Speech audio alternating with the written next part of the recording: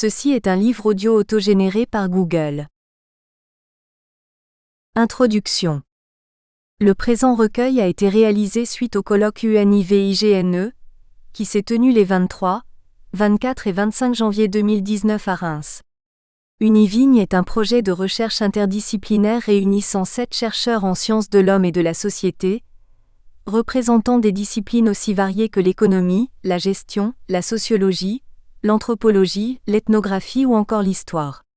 Bénéficiant d'un financement de la région Grand Est sur la période 2015 à 2019, il rassemblait différentes structures partenaires, l'Université de Reims-Champagne-Ardenne, Neoma Business School et l'Institut international des vins de Champagne, la Villa Bissinger. L'objet principal du projet portait sur le vigneron champenois et ses évolutions au cours de la période allant de 1945 à nos jours. À l'issue de ce projet UNIVIGNE, il paraissait important d'apporter une visibilité forte aux recherches effectuées par l'équipe, d'une part, mais aussi d'ouvrir le champ des recherches en SHS à d'autres approches et d'autres régions et acteurs du vin, au travers de l'organisation d'un colloque international dédié. La richesse des contributions à ce colloque a logiquement abouti à la publication des présents actes. Il est représentatif des approches de différentes disciplines, mais dont le dessein est d'interroger les mutations profondes en cours dans le monde vitivinicole. L'ouvrage tente de saisir ces transformations à partir de 3 dimensions qui sont l'action collective, les innovations et les pratiques des acteurs. À travers ces chapitres, les auteurs de disciplines différentes montrent comment les évolutions du secteur affectent et se diffusent dans le monde de la vigne et du vin, comment les différents niveaux d'acteurs s'en emparent et quelles en sont les conséquences sur le plan économique et ou social. Le regard historique, les analyses des formes de régulation de la filière, la dynamique de démarcation par des produits ou des approches spécifiques ou innovantes sont révélées au travers de nombreux exemples que le lecteur découvrira au fil des chapitres. Ne sont pas oubliées les réalités des parcours des vignerons et de leurs pratiques au quotidien, resituées dans leur contexte culturel, de territoire. Dans un premier temps, et c'est l'objet de la première partie de l'ouvrage, il s'agit de revisiter les évolutions historiques des métiers de la vigne et du vin.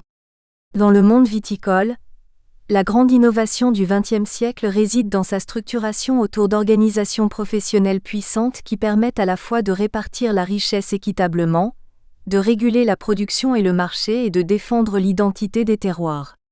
La réactivation permanente de certains mythes par les professionnels eux-mêmes en gêne parfois la compréhension. L'ouvrage débute par 3 points de vue, 3 moments de l'histoire de cette genèse. L'analyse d'Yves Tesson relativise l'idée selon laquelle les coopératives champenoises se seraient constituées contre le négoce. En réalité, malgré quelques réticences au départ, les négociants les ont rapidement soutenues et même en partie financées. Ils y trouvaient un intérêt dans la mesure où la stabilisation du prix du raisin permettait de maintenir aussi le prix du champagne et de protéger l'image de luxe du produit. Les moyens de stockage qu'elle procurait aux vignerons étaient également susceptibles de garantir sur le long terme les approvisionnements des maisons. L'auteur montre que certains négociants ont profité indirectement des capacités industrielles de ces coopératives, en les utilisant comme prestataires pour la champagnisation. Cela leur évitait, en pleine croissance des 30 Glorieuses, des investissements très lourds dans l'outil de production que les coopératives pouvaient réaliser à moindre frais en raison de leurs privilèges fiscaux. Grâce aux coopératives, ces maisons ont pu placer davantage leur capital dans la constitution de leurs réseaux de distribution internationaux et dominer le marché.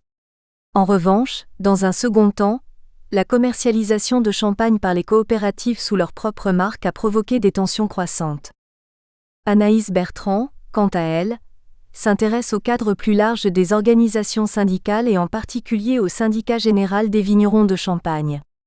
Elle met en évidence une distinction entre les représentations, notamment un discours fédérateur virulent des vignerons contre le négoce, et une réalité plus nuancée, où on s'aperçoit que les intérêts communs des syndicats qui se prétendent antagonistes ont souvent été plus importants que leurs divergences. Ce sera le cas pour la défense de l'appellation. Mieux, les oppositions parfois les plus sévères, au fur et à mesure du XXe siècle, tendent à passer à l'intérieur même des syndicats tandis que la frontière entre les deux groupes, négociants et vignerons, devient floue, de nombreux acteurs passent d'une catégorie à l'autre, les modes de vie se rapprochent et les cercles de sociabilité se confondent. Enfin, le cas de l'Italie, étudié par Manuel Vaquero Pinheiro, Paolo Tedeschi et Silvia Conca Messina, offre l'occasion d'une mise en perspective du modèle français. En France, la crise du phylloxéra, dès la fin du XIXe siècle et la première moitié du XXe siècle, a profondément transformé le modèle viticole. Spécialisation des régions, syndicalisation des vignerons, mise en place rapide des délimitations puis des appellations d'origine suite à une forte mobilisation des vignerons, professionnalisation et acquisition d'un savoir de plus en plus technique. En Italie, l'épidémie de phylloxéra a été au début moins virulente. Alors que les viticulteurs français ne parvenaient plus à approvisionner leur marché national, les Italiens ont pu exporter vers la France. Toutefois, cette opportunité, conjuguée à la préférence du régime fasciste pour les productions céréalières, a contribué au retard du renouveau de la viticulture italienne. Ainsi, la création d'appellations d'origine n'est survenue que dans la seconde moitié du XXe siècle, commandée par les nécessités du commerce international, avec sur cette question une opposition entre les vignobles du Midi et les producteurs toscans. L'organisation syndicale des vignerons, elle aussi, a tardé.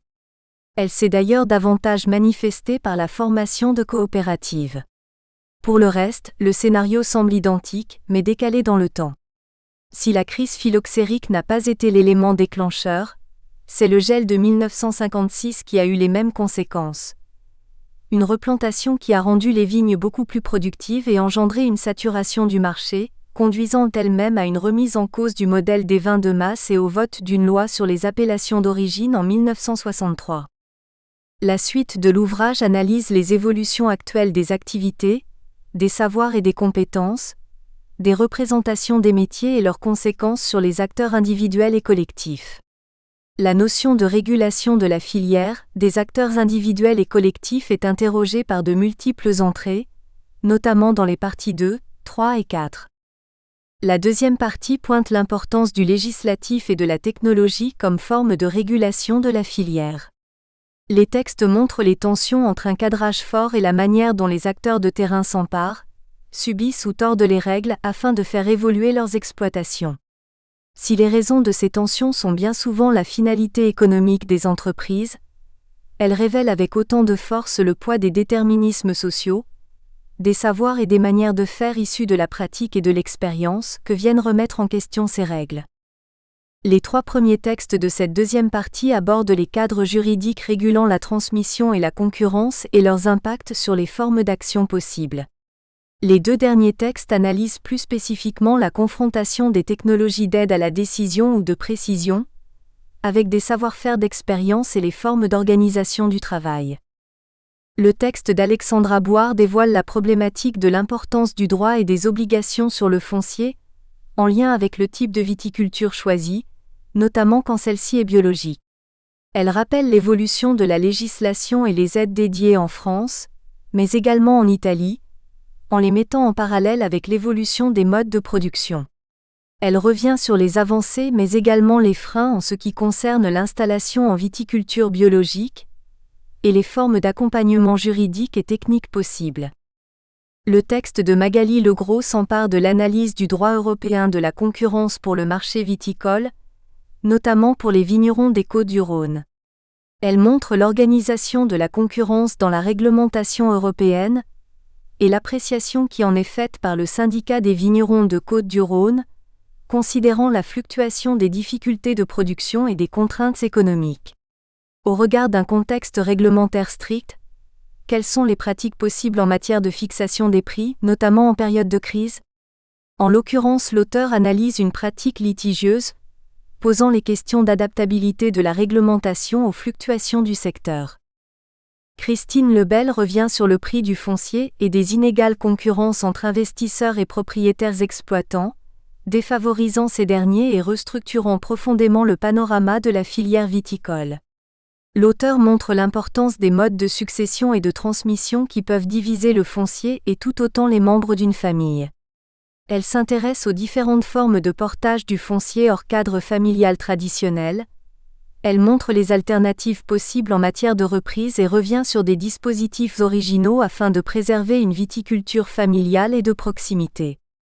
Le quatrième texte, écrit par Clémentine Hugol-Genchol, Marie Simon, Aurélie Berthaud, Wassila Narsi, Rami Belkaroui, Amira Mouaker, Christophe Nicole, aborde l'apport des avancées scientifiques sur la gestion des maladies par la gestion de plateformes Big Data au service de communautés d'usagers. Comment ces outils numériques de contrôle et de traçabilité s'intègrent aux pratiques d'expérience des vignerons. Dévoilant la philosophie de ces bases de données et la collaboration envisagée avec les vignerons, les auteurs reviennent sur la première phase du programme qui tente de faire ressortir les savoirs d'expérience et les savoirs théoriques des vignerons, afin de leur apporter des solutions, en fonction de leur état de connaissance des différentes maladies auxquelles ils sont confrontés. Cette deuxième partie s'achève par le texte de Leslie Morero sur le thème de la viticulture de précision. Elle interroge le fait que cette connaissance et ces pratiques peuvent apporter à l'entreprise une nouvelle compétence centrale, pouvant générer un intérêt économique. À travers deux exemples qui ne mobilisent pas de la même manière la viticulture de précision, l'auteur montre que c'est l'association de dimensions techniques, mais également organisationnelles et humaines, qui va permettre l'efficacité de ces techniques et leur application dans des choix stratégiques d'exploitation. Cette notion de réseau et les formes de régulation sont également visitées par des facteurs extérieurs à la volonté des pratiques et des réalités individuelles ou collectives. La troisième partie montre les effets du réchauffement climatique sur la filière tant dans sa dimension économique que sur les activités individuelles et collectives du travail des vignerons. Deux articles consacrés au réchauffement climatique et ses conséquences composent la troisième partie de l'ouvrage. L'analyse d'Alwa Kaninda se centre sur l'impact du réchauffement climatique et ses effets au niveau de la filière champenoise. L'auteur décide de montrer les impacts économiques de la non-maîtrise des émissions de gaz à effet de serre. Il entre dans le débat vif au sein des différentes approches économiques de l'évaluation des coûts, effets sur la production, sélection des cépages, délocalisation possible, taxes carbone, etc., en fonction du degré de réchauffement. Il montre les différents scénarios et niveaux de risque possibles pour la filière. À partir d'entretiens semi-directifs, l'auteur révèle les sensibilités et les représentations du réchauffement par les vignerons, où sont finalement imbriquées tout à la fois des questions sur le climat, les pratiques culturales plus respectueuses, la qualité de vie et l'organisation du travail. Si le premier texte s'intéresse aux représentations du réchauffement, le second texte coécrit par Anne Chartier et Sylvie Lupton aborde davantage les pratiques des vignerons de Touraine. Elle se centre sur l'analyse de l'appréhension du gel et de la grêle de manière individuelle et collective. Et c'est bien cette tension entre ces deux dynamiques qui est cœur du questionnement.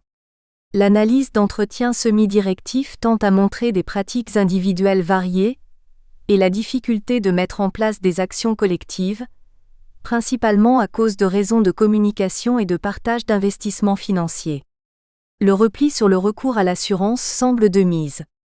Pour autant, la formation semble être une piste qui pourrait relier plus certainement actions individuelles et collectives. La quatrième partie de ce recueil d'actes interroge d'autres formes de réseau et de régulation, mais cette fois au regard de choix commerciaux, ou d'acteurs ciblés dans le but de construire et de développer une spécialisation, des niches au sein de la filière. Cette partie apporte des éclairages à la fois socio-économiques et stratégiques sur les acteurs du vin français et étrangers. Différentes régions de production sont étudiées, comme le Jura ou le Languedoc en France, ou encore la région de Brome-Missisquoi au Canada. Dans le premier article, Tarek Benhassen et Diane Gabriel Tremblay étudient la façon dont les pouvoirs publics de la région de Brome-Missisquoi, au Québec, ont cherché à compenser la faible attractivité de leur territoire en mettant en avant son patrimoine culturel et gastronomique afin de développer les services et en premier lieu le tourisme. La création de la route du vin en 2003 a ainsi joué un rôle majeur dans ce développement. Elle s'appuie sur un triptyque food, art, culture, service, qui permet aux dimensions culinaires et touristiques de s'auto-renforcer, le vin n'étant que l'un des catalyseurs utilisés, aux côtés d'autres produits comme le pain, le fromage, le chocolat, etc., mis en avant par la création de festivals dédiés. Le deuxième article, d'Evelyne Resnick, s'intéresse aux nouveaux entrepreneurs du luxe ou comment bâtir un groupe à partir d'un grand vin. Après avoir proposé une définition d'un vin de luxe, l'auteur étudie la stratégie de développement de 3 groupes familiaux producteurs de vin dont la stratégie est bâtie à partir d'une propriété viticole et de son positionnement, très haut de gamme et qui développe une expérience complète autour du produit, incluant l'œnotourisme et la gastronomie. Hôtels de luxe et restaurants étoilés rattachés au domaine viticole. Le 3e texte est de Caroline Sénéchal. Il s'intéresse à la valorisation d'une région viticole et en particulier, à l'importance de la notion d'authenticité dans cette valorisation, au travers du cas du vignoble languedocien. L'auteur postule que l'essor de ce vignoble est lié à un consensus sur des valeurs esthétiques, qui dépendent des rapports symboliques et affectifs que les acteurs entretiennent avec leur terroir et leur métier, eux-mêmes indissociables de l'authenticité et de la légitimité des vins. En retour, ces dernières génèrent des affinités entre producteurs, distributeurs, prescripteurs et consommateurs. Le 4e et dernier texte de cette partie, rédigé par Jean-Claude Domanget, Clémence Andret et Wilhelm Karsten, porte sur les facteurs de professionnalisation de la filière des vins du Jura, par l'analyse de l'articulation entre les processus de professionnalisme et de professionnalité, qui conduisent à la mise en place d'un possible modèle singulier de professionnalisation. Enfin, la 5e et dernière partie de l'ouvrage réunit 3 travaux qui suivent le fil rouge des trajectoires, des biographies, du rapport culturel au vin. Les analyses, développées dans ces articles, s'inscrivent diversement sur le plan disciplinaire. On retrouve, tour à tour, la perspective de la sociologie et de l'ethnologie, de l'anthropologie et de la philosophie sociale déclinée dans des contextes nationaux variés. Cette dernière caractéristique est significative en ce sens qu'en interrogeant le thème communément partagé dans des contextes nationaux spécifiques, ces textes font résonner, chacun à sa manière, le poids des territoires ou des environnements dans les résultats. Le travail de Guylaine Le Guénanf nous amène en Italie, pour aborder les parcours de vie des jeunes vignerons toscans. L'analyse procède par entretien et comparaison entre 3 entrepreneurs. L'auteur montre les liens entre leur parcours et ceux de leur famille d'origine, et la valorisation du territoire que leur action développe. Entre néo-ruraux et héritiers, 2 profils se dessinent. Cependant, dans les 2 cas, la famille participe sur le plan financier et humain à la reproduction du patrimoine tout en mettant sous tension le choix des enfants. Avec les contraintes de leur action, ces vignerons ont une incidence significative sur la construction des territoires. Fanny Paris nous amène dans une comparaison entre le vin et les boissons, au profil du vin. Son travail interroge la notion d'ivresse dans le rituel de consommation. Le matériel empirique original provient d'enquêtes qualitatives et quantitatives, de nature ethnographique et par passation d'un questionnaire en ligne. À partir de ces données, l'auteur développe une analyse dans laquelle elle montre le lien entre l'éthique alimentaire et la dynamique spirituelle. L'émergence récente du vin sans alcool à côté des boissons fermentées questionne le lien à la spiritualité de l'homme. La réflexion de Claude Nosal propose un double questionnement. L'auteur interroge les raisons qui font que les femmes dans la vitiviniculture suisse sont peu nombreuses, mais il se demande aussi si les grands vins que ces femmes produisent sont le fait de leur nature. Il s'agit de vérifier l'hypothèse selon laquelle la singularité du travail des femmes vigneronnes relèverait de l'art. Un matériel très hétéroclite, nourri d'articles journalistiques, extraits de films documentaires, entre autres sources, constitue le corpus pour l'élaboration de sa réflexion. Sur cette base, l'auteur sélectionne les biographies de quelques figures de femmes exemplaires par échantillonnage intentionnel. Ces femmes sont exemplaires en ce qu'elles expriment un collectif de pensée, un style de pensée particulier, en opposition à une domination masculine. Première partie. Une nouvelle manière de penser la relation entre le monde viticole et le monde vinicole. L'essor des coopératives en Champagne 1900 à 2010. Yves Tesson. La Champagne s'est caractérisée jusqu'au début du XXe siècle par une nette séparation entre le monde viticole et le monde vinicole, avec d'un côté des vignerons livreurs de raisins, de l'autre, des négociants qui achetaient la matière première, vinifiaient, assemblaient, champagnisaient et commercialisaient. Le monde du négoce étant concentré et celui des vignerons plus atomisé, il en résultait une répartition parfois inéquitable des bénéfices entre les acteurs de la branche. 3 éléments ont modifié et rééquilibré cette relation au cours du XXe siècle. la syndicalisation des vignerons, le développement des récoltants manipulants et l'essor des coopératives. À travers l'analyse croisée des archives de l'Union des maisons de Champagne, du Syndicat général des vignerons, et de plusieurs entretiens menés avec des acteurs de la coopération, il s'agit ici de comprendre dans quelle mesure l'introduction des coopératives a bouleversé la géopolitique du Champagne tout en jouant un rôle différent au cours de chacune des grandes phases de l'histoire de la Champagne viticole. On découvrira alors un tableau plus nuancé, dépassant la vision caricaturale qui oppose systématiquement négociants et coopératives. Les origines de la coopération en Champagne avant la Seconde Guerre mondiale. On trouve en Champagne deux racines au mouvement des coopératives. Celles qui furent soutenues par le syndicalisme agricole chrétien, et celles qui furent soutenues par le Syndicat général des vignerons, dirigé davantage par des radicaux. La coopérative des grands crus. Contrairement à une idée communément admise en Champagne, les premières coopératives ne sont pas le fait du Syndicat général des vignerons et datent d'avant la Première Guerre mondiale. Elles sont l'œuvre du Syndicat agricole de la Champagne, un syndicat chrétien alors très actif et qui s'inscrit dans la droite ligne des idées catholiques sociales développées depuis l'encyclique Rerum Novarum. Le premier exemple connu est celui de la coopérative de Chamery, qui rassemble 14 vignerons en 1901 et qui dès avant 1914 commence à champagniser. D'autres coopératives de vinification suivent, dont beaucoup ne survivent pas à la Grande Guerre. Dans les années 1920, le syndicat agricole de la Champagne, sous l'égide de M. de Bohan, et avec comme cheville ouvrière M. Gaubréau, relance le mouvement. La crise de mévente de 1922 à 1923 entraîne ainsi la création de la coopérative des grands crus de Champagne. Celle-ci se lance immédiatement dans la champagnisation en s'appuyant sur la marque Castille du nom de l'agent de la coopérative, M. Castille, établi boulevard Haussmann à Paris. Ce dernier personnage intrigue. Il est aussi commissionnaire en vin à Mailly pour une grande maison, et malgré cette double casquette, membre jusqu'en 1927 du conseil d'administration de la coopérative des grands crus. Un mélange des genres qui finit par gêner la coopérative. Celle-ci le contraint à démissionner de son siège au conseil d'administration, pour ne plus être que l'agent de la coopérative. La coopérative des grands crus connaît un certain succès. Elle regroupe en 1927 360 hectares, toujours au-dessus de 80% et 250 adhérents. Sa marque bénéficie d'un réseau de commercialisation déjà étoffé. Outre M. Castille à Paris, elle est distribuée en Belgique grâce à l'ancien agent d'Etsic Monopole. Encore une personnalité trouble, et en délicatesse avec la profession. À la suite de la rupture de son contrat par la maison Etsic Monopole, il a intenté un procès et obtenu une indemnisation importante. Il distribue par ailleurs une autre marque de champagne, Joli Langue qui commercialise un champagne à vise nature. La politique commerciale de la coopérative des grands crus est ambitieuse.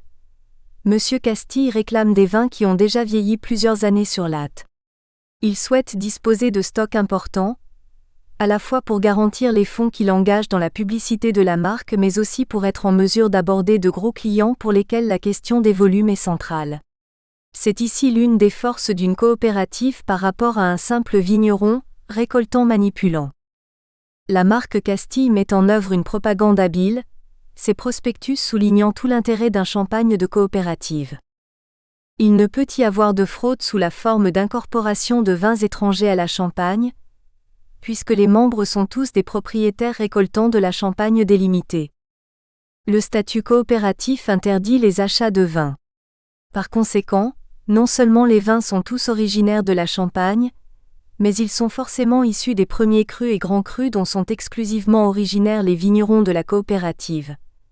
Producteurs, nous ne pouvons acheter donc mélanger à nos grands crus des vins inférieurs. Enfin, supprimant l'intermédiaire, cet organisme de vente permet d'offrir des vins de toute première qualité comparables à ceux des marques les plus réputées à des prix juste accessibles à tous. Cette revendication du statut de coopérative dans la stratégie marketing demeure cependant ambivalente. Ainsi, le choix du nom Castille vise au contraire à masquer la dimension coopérative, qui a une image un peu colcosienne et pas forcément qualitative. Castille, renvoie davantage à l'univers familial et traditionnel des maisons de champagne. D'autres grandes coopératives, comme Nicolas Feuillat ou Champagne Panier, feront plus tard des choix analogues. On notera toutefois que cette option n'est pas générale. La marque Mailly Grand Cru, par exemple, ne prête à aucune ambiguïté. En termes de stratégie, les deux options se défendent car l'image des coopératives est différente selon les pays. Si en France, elles ont cette connotation socialiste un peu grise, ailleurs, elles bénéficient d'une image plus positive, de modernité, liée à l'innovation organisationnelle qu'elles constituent. Les expéditions sous la marque Castille resteront cependant modestes avant 1939, ne dépassant guère les 40 000 bouteilles et l'essentiel de l'activité de la coopérative des Grands Crus s'est cantonné à la vinification. Sans doute parce que les vignerons sont réticents à toute idée d'entrée de capitaux extérieurs. Pour eux, hors de question de solliciter des emprunts auprès des banques, tout doit reposer sur l'autofinancement. Ils ne tolèrent que l'appui de la caisse centrale du syndicat agricole de la Champagne. La structure de la coopérative des Grands Crus est simple. Elle s'appuie sur les anciennes sections locales du syndicat qui sont transformées en coopératives locales, elles-mêmes rattachées à la coopérative centrale. On considère qu'il vaut mieux vinifier en commun dans chaque section et ne laisser aucun vigneron vinifier à part. La qualité sera meilleure grâce à l'assemblage, tandis que le volume plus important de la cuvée facilitera la vente au négoce. C'est la coopérative centrale, à laquelle se rattachent toutes ces coopératives, qui champagnise lorsque les vins ne sont pas vendus au négoce. C'est elle aussi qui est consultée par chaque coopérative locale lorsqu'elles reçoivent des propositions d'achat des maisons. La coopérative centrale examine alors si le tarif est raisonnable. Si un vigneron adhérent peut refuser de céder ses vins lorsque le prix ne lui convient pas, en revanche il ne pourra vendre sans l'accord de la coopérative locale. Les projets coopératifs initiés par le syndicat général des vignerons. En partant des mêmes principes, le SGV initie lui aussi une action en faveur des coopératives. Alphonse Perrin dévoile les bases d'un plan d'organisation dès avant la Première Guerre mondiale.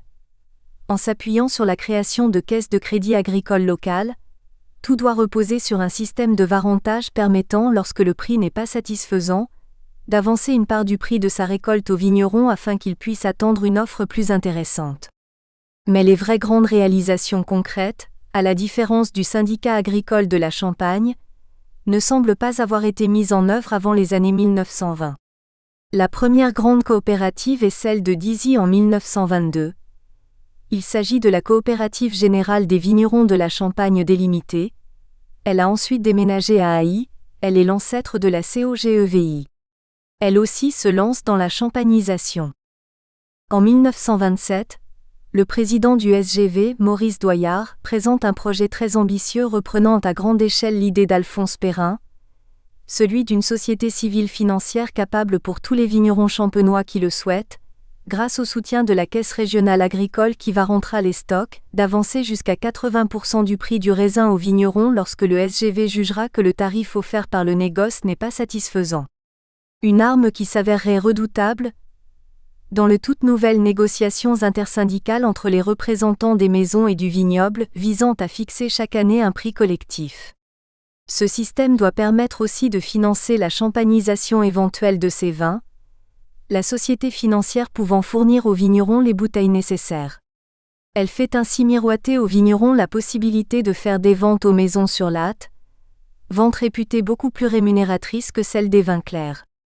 Ce dernier argument est celui qui suscite le plus d'enthousiasme, car les vignerons séparément n'arrivent pas à obtenir les prêts nécessaires à leur équipement pour la champagnisation. Toutefois, tout comme les banques, la société financière refuse de prêter aux vignerons individuellement. Elle poussera toutes les communes à constituer des coopératives locales de vinification, et c'est à elle seule et non aux vignerons qu'elle avancera les fonds et le matériel pour la vinification et la champagnisation. Les arguments sont les mêmes que ceux mis en avant par la coopérative des Grands Crus. Il vaut mieux se regrouper pour faire des cuvées de qualité grâce à l'assemblage, tandis que l'importance des volumes facilitera la commercialisation. C'est aussi une garantie pour l'argent avancé. La société financière sait que ses vins seront mieux entretenus que chez un petit vigneron sans moyens techniques. Elle a par ce biais le moyen de contrôler plus facilement ce que deviennent ses fonds. Elle est par exemple sûre que le vigneron ne viendra pas puiser dans ses stocks pour sa consommation personnelle. Comme la coopérative des Grands Crus, Maurice Doillard refuse lui aussi le système des coopératives du Midi où le coopérateur peut reprendre son vin s'il trouve des offres qu'il juge satisfaisantes. Doillard reprend le même argument qualitatif et commercial. Une telle option impliquerait de traiter les vins des vignerons séparément, ce qui donnerait des vins moins bons que s'ils étaient assemblés, tandis que les gros volumes suscitent plus d'intérêt de la part des acheteurs.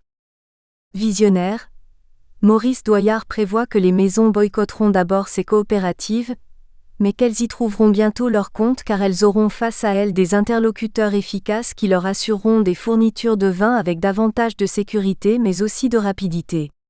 Ce sera aussi la fin des courtiers, souvent à l'origine des fraudes en Champagne. La première réaction du négoce face à ce mouvement. Le projet de société financière inquiète Bertrand Demain, président du syndicat du commerce des vins de Champagne. Lorsqu'il voit cette proposition s'étaler dans les colonnes de l'Éclaireur de l'Est, il envisage déjà le début de la fin. Voilà de grosses initiatives qui sortent cette fois des songes et qui entrent dans le domaine des réalisations. En temps de disette, un emballement des vignerons pour leur coopérative, et un concours prolongé par l'établissement financier pendant 4 ou 5 ans peuvent mettre nos maisons dans une position difficile. Le secrétaire délégué du SCVC le rassure cependant. Le projet n'est pas réaliste, car il ne pourra être financé. Quelle banque accepterait de warranter à hauteur de 80% de la valeur des stocks en se fondant non sur le prix du marché, mais sur le prix minimum exigé par le SGV ? D'autant que le vin est un produit dont la qualité peut parfois vite décliner. Par ailleurs, il a pu rencontrer le directeur de la Caisse régionale agricole de Reims qui lui a indiqué que Maurice Doillard était venu le solliciter et que le Crédit Agricole avait jugé ce prêt trop risqué et d'un montant trop élevé. Une lettre de Maurice Doillard lui-même sollicitant Bertrand Demain en tant que député va dans le même sens. Celui-ci réclame, non sans une certaine naïveté, l'appui du négociant auprès des pouvoirs publics, car l'Office national du Crédit Agricole qui dépend du gouvernement a le pouvoir d'injecter les sommes nécessaires au projet alors que les caisses régionales seules ne peuvent s'y aventurer même si elles en ont les moyens, compte tenu du caractère toujours aléatoire de la viticulture, gelée, maladie et de la concentration locale des risques. En effet, elles mettraient gravement en danger les épargnes de leurs adhérents. En réalité, la dimension la plus menaçante pour le négoce des coopératives semble résider dans leurs avantages fiscaux.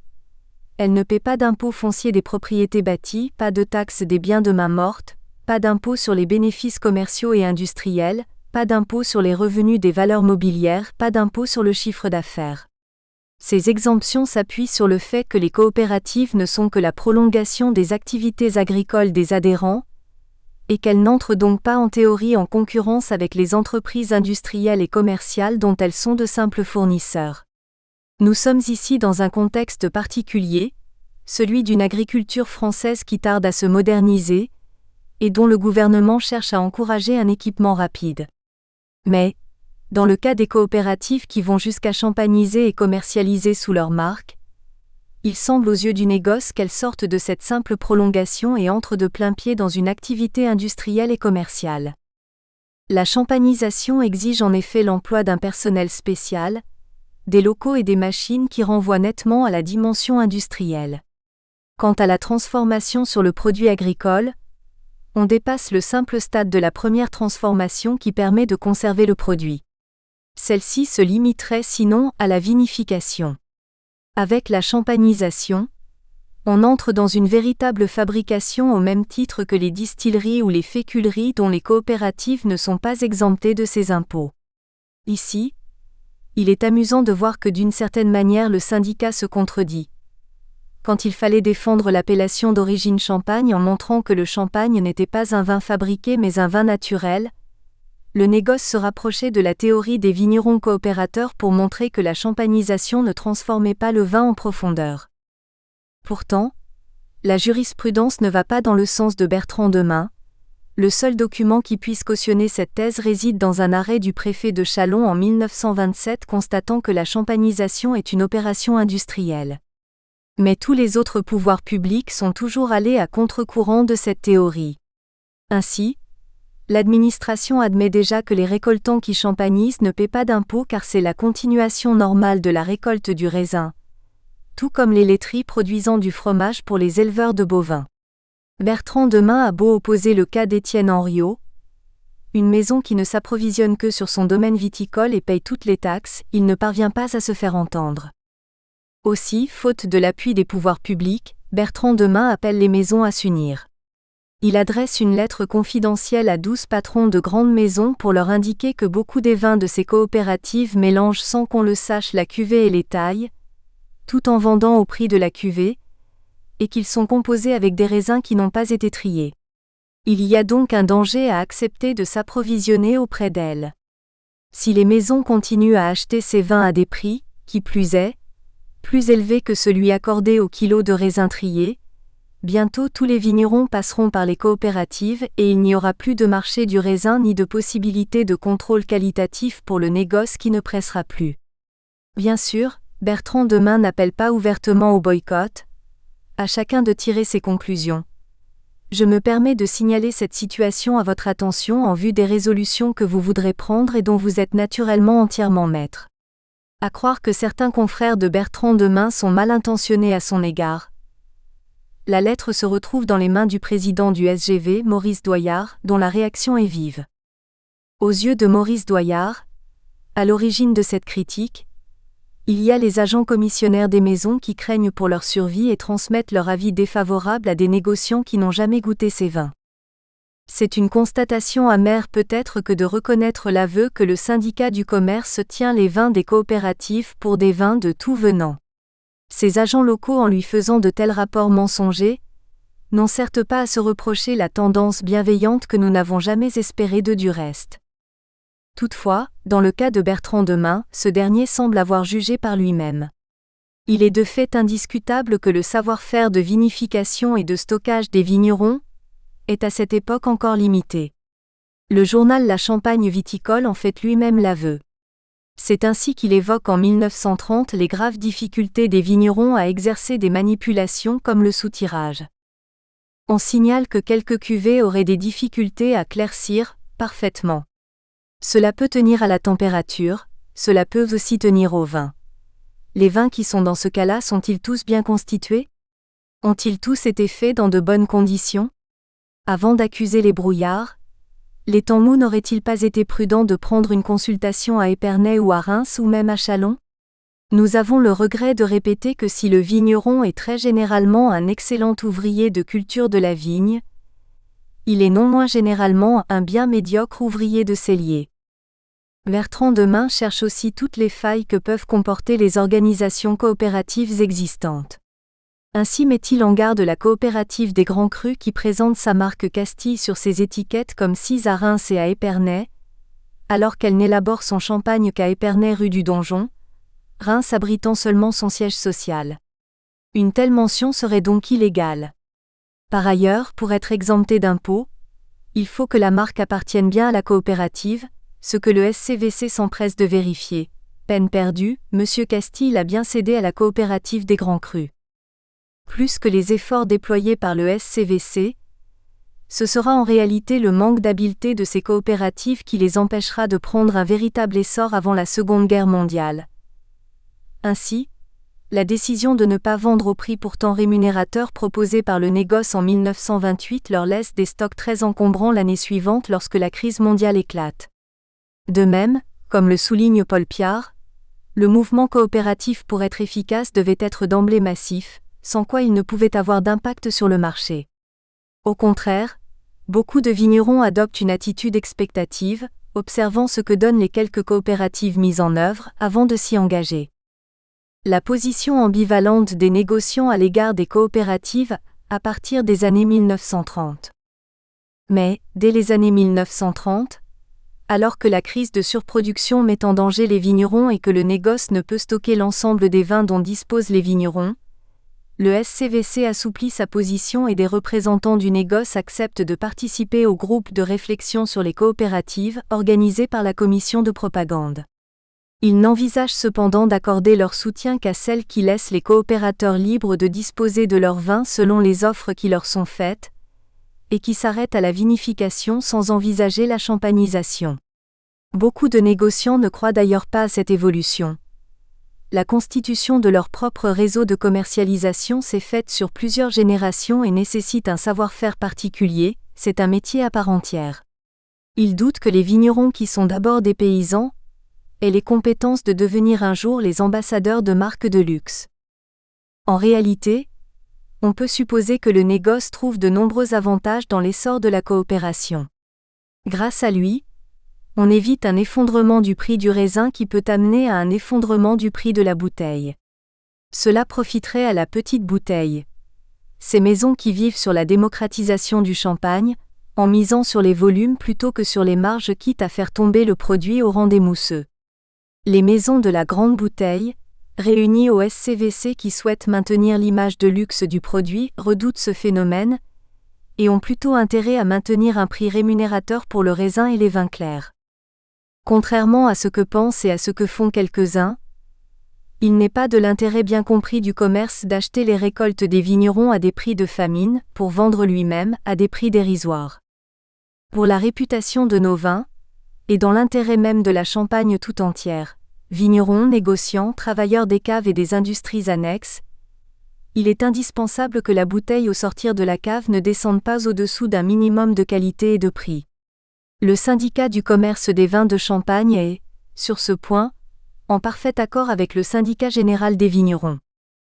Dès 1927, dans un rapport adressé au préfet, Bertrand Demain affirmait au sujet des coopératives n'avoir contre elles aucune prévention, et les considérait même comme un avantage moral aussi intéressant pour le commerce que pour le producteur, dans la mesure où il est une nécessité que les excédents de récolte en année de production abondante ou de crise commerciale puissent attendre pour être vendus au commerce des moments plus favorables au lieu être jetés sur le marché, ce qui provoque un abaissement excessif des cours.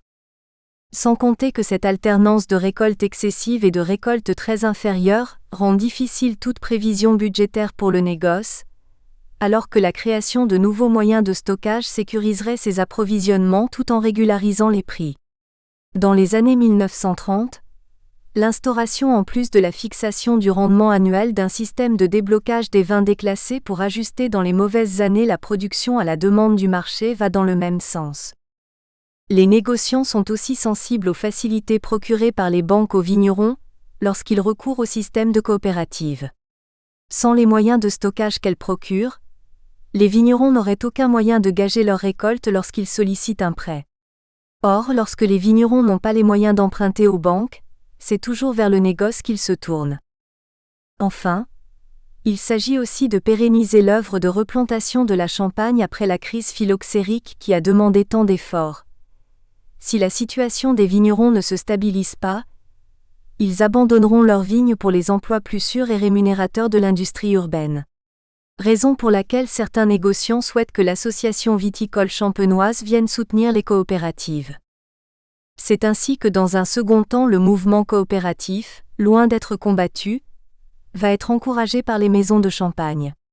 Cela passe en particulier par la nouvelle organisation interprofessionnelle, le CIVC créé en 1941, qui, grâce aux cotisations du syndicat général des vignerons mais aussi de l'Union des syndicats du commerce des vins de Champagne, subventionne à hauteur de 25% l'édification de nouvelles coopératives. Si on ajoute à cela une subvention de 20% de l'État, on comprend la vitalité du mouvement coopératif dans l'après-guerre. Au début des années 1970, il existe ainsi 137 coopératives en Champagne regroupant 57% des récoltants et rares sont les crus qui en sont dépourvus. Pourtant, au lendemain de la Seconde Guerre mondiale, on aurait pu penser que la fin de la période de surproduction avec la croissance très forte de la demande au cours des 30 Glorieuses aurait modéré le soutien des maisons aux coopératives. Il n'en est rien. En effet, une telle explosion des ventes implique des investissements financiers considérables pour les maisons dans l'outil de production. Or, on l'a vu, les bénéfices des coopératives qui ne sont pas redistribués aux adhérents mais réinvestis dans l'outil de production ne sont pas taxés. Certaines maisons en pleine croissance ont donc tout avantage à établir des contrats de prestation avec les coopératives pour qu'elles vinifient voire champagnisent pour elles. Les coûts de production seront beaucoup moins élevés, et elles pourront investir davantage dans la conquête des marchés et l'établissement d'un réseau de distribution mondial. Cette situation amènera les coopératives à disposer d'un outil industriel pendant un temps plus moderne encore que celui des maisons de champagne. Les coopératives vont aussi bénéficier du système de répartition du raisin. Depuis la Seconde Guerre mondiale, le CIVC, pour éviter les spéculations et la concentration des maisons, délivre des bons d'approvisionnement aux négociants en fonction de leurs ventes les années précédentes. Le seul moyen de contourner cette répartition consistait à acheter des vins sur latte, le partage ne portant à partir de 1945 que sur le raisin et les vins clairs. Les prix sur ces vins sur latte n'obéissant pas à la fixation faite par le CIVC, ils étaient en général beaucoup plus rémunérateurs. Les coopératives vont devenir des acteurs majeurs sur le marché des vins sur latte, car elles seules sont capables de procéder à des assemblages sur plusieurs dizaines de crus qui puissent ressembler à celui des grandes marques et reproduire leurs différents styles.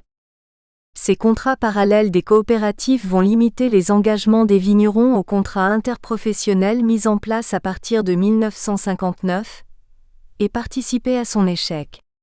Celui-ci, grâce à un pool bancaire, garantissait à l'avance pour 8 ans pour les vignes engagées, non seulement le prix du raisin indexé sur celui de la bouteille, mais aussi son achat par les négociants.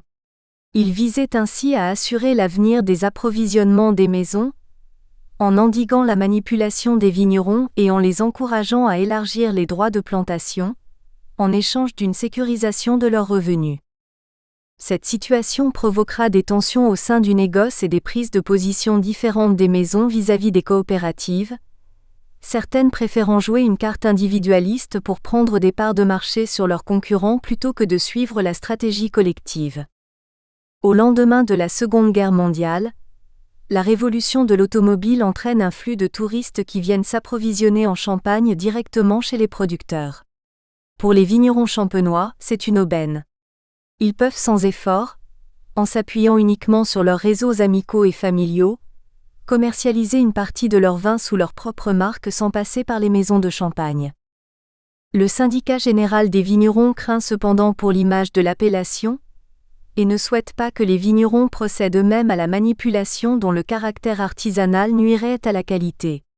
Le travail de quelques pièces sans cave, dans un cellier encombré était-il celui qui assure le meilleur vin ? Que de négligence possible, que de tentations de mélange douteux. La champagnisation qui entre dans l'ère de l'automatisation exige des investissements encore plus lourds que sur la période précédente. Aux yeux du SGV, seules les coopératives en sont capables. Jean Nolleval, directeur du SGV, promeut donc un système où les vignerons livrent leurs raisins aux coopératives qui leur redistribuent en échange des bouteilles champagnisées. Les vignerons pourront ainsi continuer à commercialiser sous leur propre marque. Certes, leurs ventes individuelles ne dépasseront pas quelques milliers de bouteilles, mais comme les vignerons sont nombreux, le résultat global sera important et évitera aux coopératives de lourds investissements dans la constitution de réseaux de commercialisation et une prise de risque inutile. Ce système est d'autant plus intéressant pour les vignerons que, au moins jusqu'en 1988, aucun sigle distinctif ne permet aux consommateurs de faire la différence entre les champagnes manipulés et vendus par les vignerons des champagnes uniquement vendus par les vignerons mais manipulés en coopérative. Pour favoriser cette évolution vers la champagnisation, mais aussi pour répondre à la constitution de groupes de plus en plus importants au sein des maisons de champagne, Moët Hennessy, etc., de nombreuses coopératives se regroupent au sein d'unions. Elles peuvent alors procéder à des assemblages plus larges, recruter du personnel compétent pour la champagnisation, et réaliser des économies d'échelle sur la constitution de l'outil de production. Ces unions doivent aussi permettre aux coopératives de créer enfin leur propre marque. Le Centre vinicole de la Champagne développera ainsi Nicolas Feuillat, la troisième marque sur le plan des volumes en Champagne derrière Moët et Chandon et Veuve Clicquot. Beaucoup de ces coopératives s'engageront alors dans la voie de la grande distribution, où les maisons n'ont pas encore osé risquer leur image, et où les vignerons récoltants manipulants ne disposent pas de volume suffisant. Les limites de la coopération. Néanmoins, on constate que même pour ces unions, une fois encore, le train de la création de marques n'a été que partiellement pris. Le phénomène s'explique par une certaine volonté de rester entre soi. Se lancer dans la commercialisation aurait impliqué le recrutement de managers extérieurs. On sortait du domaine technique maîtrisé par les vignerons. Il y eut ainsi dans les années 1970 des opportunités manquées pour racheter des grandes maisons en difficulté avec des marques de notoriété internationale comme Lançon, alors que l'inflation galopante aurait permis de recouvrir rapidement les emprunts nécessaires. Mais les coopératives trouvant dans les ventes de vin sur latte un moyen suffisant pour obtenir davantage de valeur ajoutée, préférèrent par facilité s'en contenter. Une stratégie reposant sur une vision à court terme qui leur coûtera cher. La folie des grandeurs de certains de ces projets d'union va aussi marquer une première prise de distance de certains vignerons à l'égard des coopératives. Ainsi, l'Union Champagne, créée en 1966, demeure un projet controversé. L'ampleur des investissements pour des éléments de prestige a fortement endetté l'organisation, qui se trouve dans une position très délicate lorsque survient la crise pétrolière. La colère gronde chez certains membres comme l'UPR du Ménil, qui veulent quitter l'Union. Sa survie est alors liée à la négociation d'un contrat avec une grande maison, qui en fait un prestataire et fournisseur de premier ordre. Cet accord est très mal perçu par les vignerons qui le vivent comme une aliénation de l'indépendance que l'Union pouvait jusqu'ici manifester à l'égard du négoce. Ainsi, Henri Geoffroy, président du SGV, sera accusé en 1975 alors qu'il était sorti de son mandat syndical dans la négociation annuelle du prix du raisin, d'avoir agi par peur de déplaire à cette grande maison qui aurait pu suspendre en représailles son partenariat avec l'Union. Sans doute infondée, l'accusation révèle néanmoins la défiance inspirée alors par l'Union Champagne. L'évolution des coopératives vers la commercialisation de leurs propres marques va susciter une nouvelle rivalité des maisons de champagne qui, à partir de 1954, suspendent leurs subventions via le CIVC. Dans la mesure où elles deviennent des concurrents directs pour les maisons de champagne, ces dernières remettent à nouveau en cause leur régime fiscal mais aussi le fait que leur personnel caviste dépendent d'une convention collective spécifique, différente de celle des maisons de champagne. Sous la pression conjuguée de la CGT et des maisons, les coopératives de champagnisation disposant de marques vont être obligées de s'aligner sur les conditions de travail proposées par le négoce. Cette évolution sera en revanche plus lente dans les autres coopératives. Les maisons de champagne ont lancé par ailleurs une offensive virulente pour court-circuiter les coopératives, reprendre le contrôle de l'élaboration de leur champagne et retrouver des liens directs avec leurs livreurs. Elles vont réussir à capter beaucoup de vignerons en créant de nouvelles formes de contrats, où elles s'engagent à prendre en prestation tout ou partie des travaux viticoles. Ces contrats se font en règle générale à la carte, selon les besoins du vigneron. Cette stratégie s'est révélée particulièrement payante avec le morcellement de certaines propriétés et le développement de la pluriactivité, beaucoup de vignerons ne pouvant plus assurer toutes les grandes tâches d'entretien de leurs vignes faute d'avoir le temps, les compétences, alors que les réglementations sont de plus en plus complexes, ou parfois même les moyens techniques. Il n'est pas toujours rentable d'acheter un tracteur pour quelques arts. Il est étonnant de constater que les coopératives ont été beaucoup plus lentes à s'engager dans cette voie, alors même qu'elles en avaient dès le départ les moyens statutaires. Aujourd'hui, la proposition de ces services se généralise dans toutes les coopératives, mais le mal est fait. Pour le vigneron qui commercialise son champagne, la récupération de vin sur latte à la coopérative n'est souvent qu'une étape transitoire. Une fois le réseau commercial établi, il investit dans ses propres moyens de production. Cela amène de nombreux conflits entre les coopératives et les vignerons qui rompent leurs engagements, conflits dans lesquels le SGV est souvent amené à arbitrer. Cette tendance est appelée à s'accentuer avec la transparence que réclame de plus en plus la clientèle sur l'origine du produit. Rappelons qu'à partir de 1988, l'obligation de porter le sigle RC distingue ce type de champagne. Et si pendant un temps encore, il sera possible de porter la désignation de récoltant manipulant pour tout vigneron qui assurera simplement le dégorgement des bouteilles, il n'en est plus de même aujourd'hui. Le mouvement va s'étendre aux maisons de champagne avec l'émergence d'une crise importante sur le marché anglais, où des journalistes comme John Stevenson dénonce pour la première fois avec vigueur le marché des vins sur latte au début des années 1990. Le phénomène conduit les maisons de champagne concernées à revoir leur politique d'approvisionnement. Désormais, elles achètent moins de vin sur latte, d'autant que le système de répartition du raisin a été supprimé. Par ailleurs, elles revoient également leurs contrats de prestation avec les coopératives, investissant de plus en plus dans leurs propres moyens de production. Pour les coopératives qui n'ont pas développé leur propre marque et qui ont tout misé sur la prestation, c'est une crise majeure. Car autant il est possible d'investir assez rapidement dans de nouveaux moyens de production, autant la construction d'un réseau et d'une notoriété pour une marque se fait sur plusieurs décennies.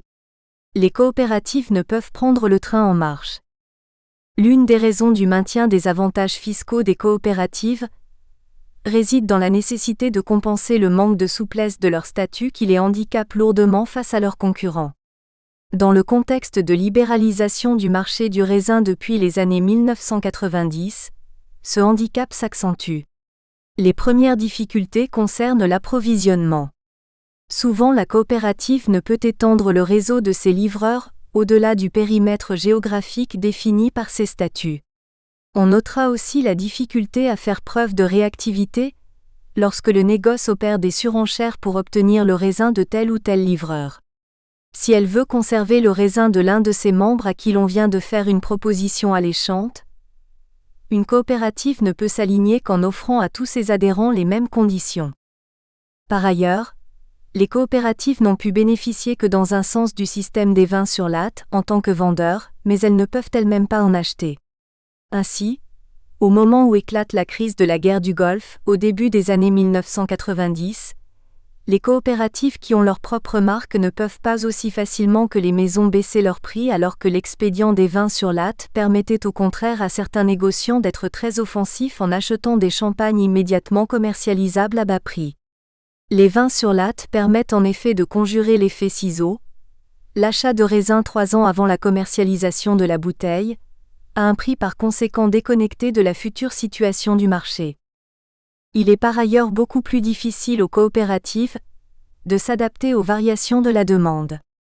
Lorsque les ventes de la coopérative augmentent sur tel ou tel marché, on doit immédiatement augmenter la capacité de production, en sachant qu'une bouteille supplémentaire implique la mise en cave de 3 bouteilles, soit un investissement très important et une prise de risque majeure si l'année suivante les ventes reviennent à leur niveau initial.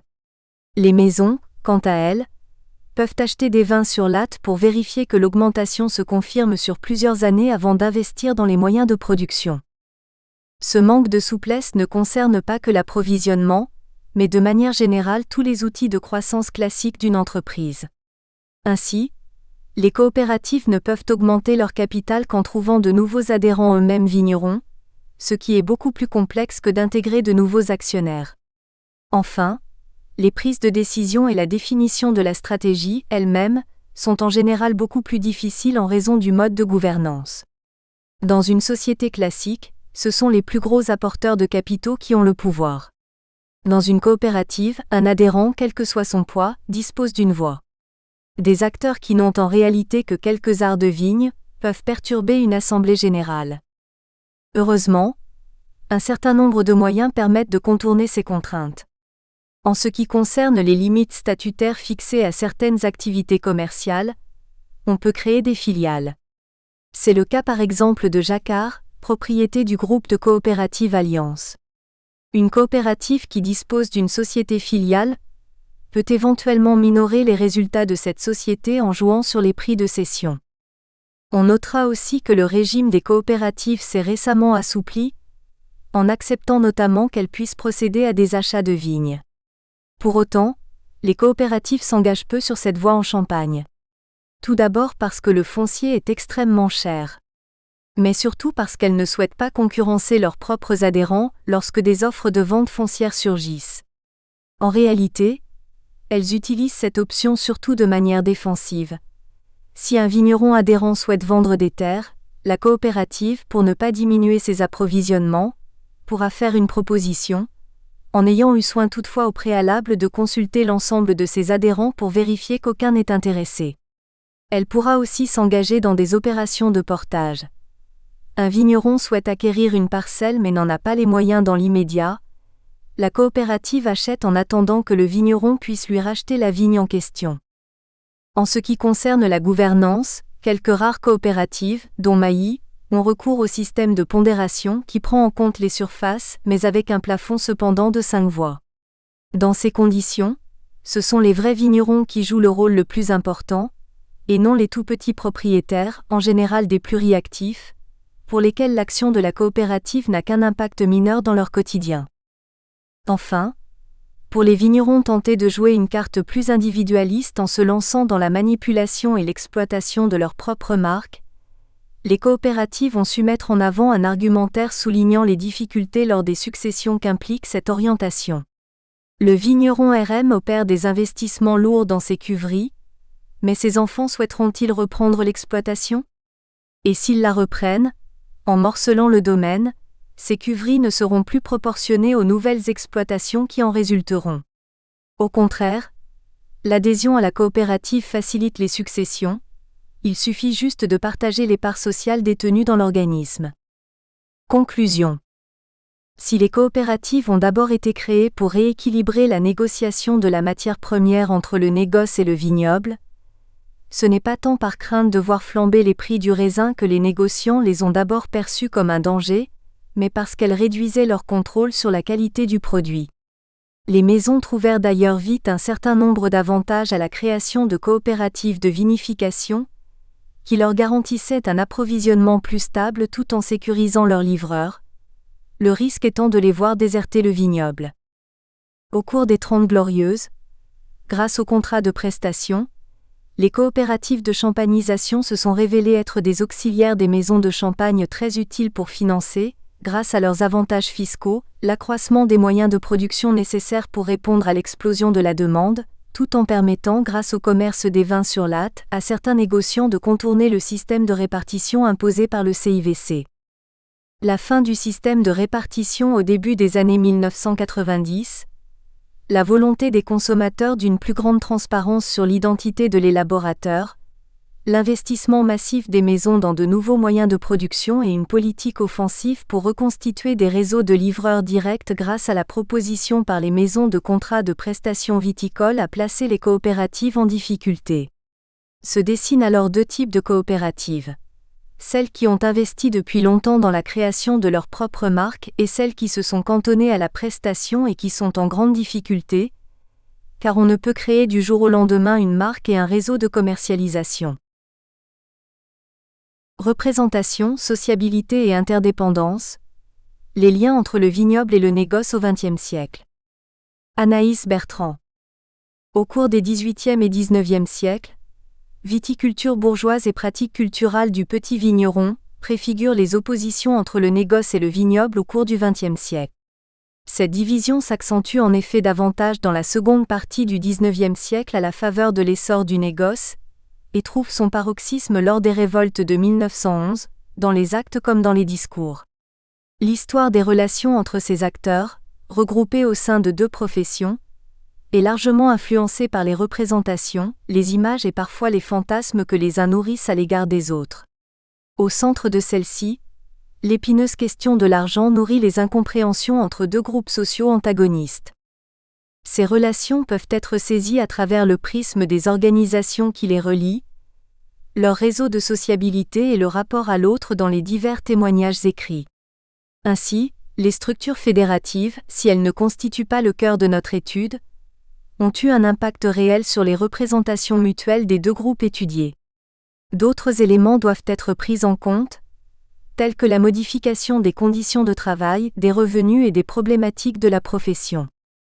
Plusieurs différences significatives apparaissent immédiatement entre ces deux groupes, à l'instar du niveau de richesse ou encore du lieu de vie. Leur dépendance économique mutuelle et la défense et la promotion de la zone d'appellation et du patrimoine champenois tendent toutefois à en faire des partenaires logiques.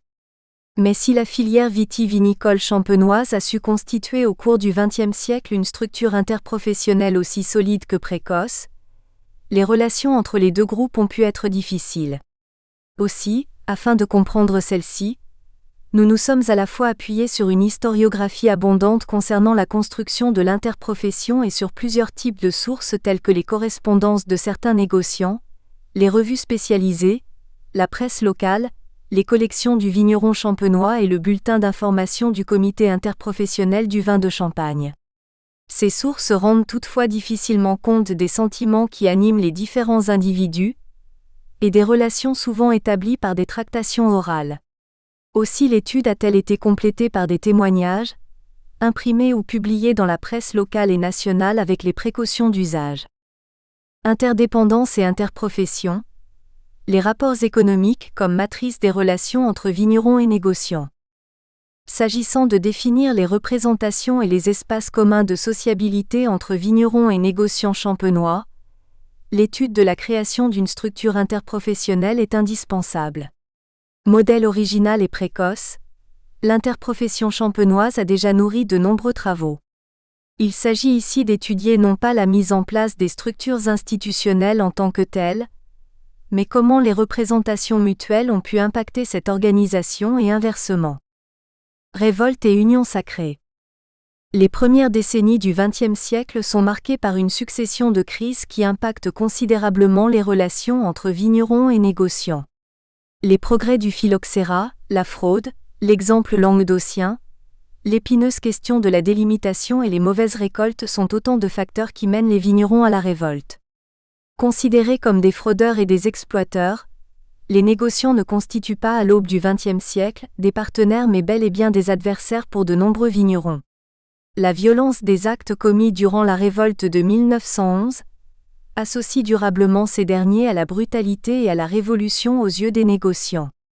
Pourtant, 3 ans plus tard, souhaitant présenter la filière vitivinicole champenoise et son métier aux soldats prisonniers comme lui, au camp de Gütersloh, Joseph Krug affirme sans ambages : « Aujourd'hui, l'union sacrée règne chez nous. » Cette hypothétique union survit mal aux difficultés économiques engendrées par la guerre. S'il est vrai que le conflit impacte largement le négoce, nous espérons que vous avez apprécié cet aperçu. Pour continuer à écouter ce livre audio sur Google Play Livres, utilisez le lien dans la description de la vidéo.